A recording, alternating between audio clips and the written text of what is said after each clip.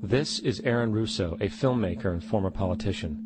To his left is Nicholas Rockefeller of the infamous Rockefeller banking and business dynasty. After maintaining a close friendship with Nicholas Rockefeller, Aaron eventually ended the relationship, appalled by what he had learned about the Rockefellers and their ambitions. I got a call one day from an attorney woman I knew, and she said, "Would you like to meet one of the Rockefellers?" I said, "Sure, I'd love to." And we became friends, and he began to divulge a lot of things to me.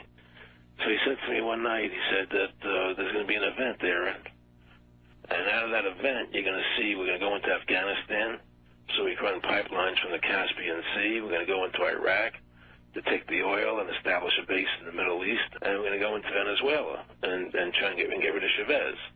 And the first two they've accomplished. Chavez they didn't accomplish. And he said you're going to see guys going into caves looking for looking for people that they're never going to find.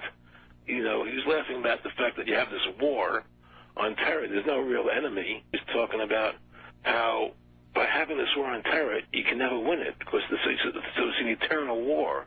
And so you can always keep taking people's liberties away. And I said, how are you going to convince people that this war is real? He says, but the media can convince everybody it's real. I mean, you know, it's just that you keep talking about things. You keep saying it over and over and over again, and eventually people believe it. You know, you created the Federal Reserve in 1913 through lies. You create 9/11, which is another lie.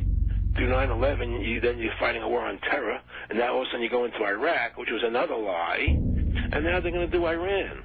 You know, and it's all one thing leading to another, leading to another, leading to another. Now, I would say to them, what are you doing this for? What's the point of this thing? You have all the money in the world you ever want.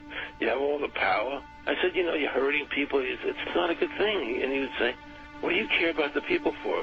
Take care of yourself and you take care of your family. And then I said to him, what are the ultimate goals here? He said, the ultimate goal is to get everybody in this world chipped with the RFID chip and have all money be on those chips and everything on those chips. And if anybody wants to protest what we do or violate what we want, we just turn off their chip. That's right, microchipped. In 2005, Congress, under the pretense of immigration control and the so-called war on terrorism, passed the REAL ID Act, under which it is projected by May 2008, you will be required to carry around a federal identification card, which includes on it a scannable barcode with your personal information.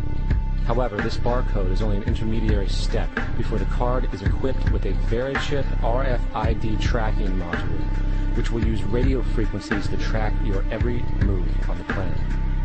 If this sounds foreign to you, please note that the RFID tracking chip is already in all new American passports. And the final step is the implanted chip, which many people have already been manipulated into accepting under different pretenses. We have a Florida family who are really pioneers of a brave new world. They have volunteered to be the first ever to have microchip identification devices implanted into their body. After 9/11, I was really concerned with the security of my family. I wouldn't mind having something planted permanently in my arm that would identify me. In the end, everybody will be locked into a monitored control grid where every single action you perform is documented. And if you get out of line, they can just turn off your chip, for at that point in time, every single aspect of society will revolve around interactions with the chips. This is the picture that is painted for the future if you open your eyes to see it. A centralized one-world economy where everyone's moves and everyone's transactions are tracked and monitored, all rights removed. The most incredible aspect of all. These totalitarian elements will not be forced upon the people. The people will demand them. For the social manipulation of society through the generation of fear and division has completely detached humans from their sense of power and reality. A process which has been going on for centuries, if not millennia.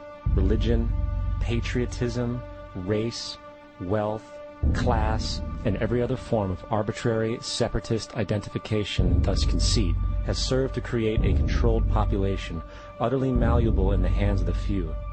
Divide and conquer is the motto, and as long as people continue to see themselves as separate from everything else, they lend themselves to being completely enslaved. The men behind the curtain know this, and they also know that if people ever realize the truth of their relationship to nature and the truth of their personal power, the entire manufactured zeitgeist they prey upon will collapse like a house of cards.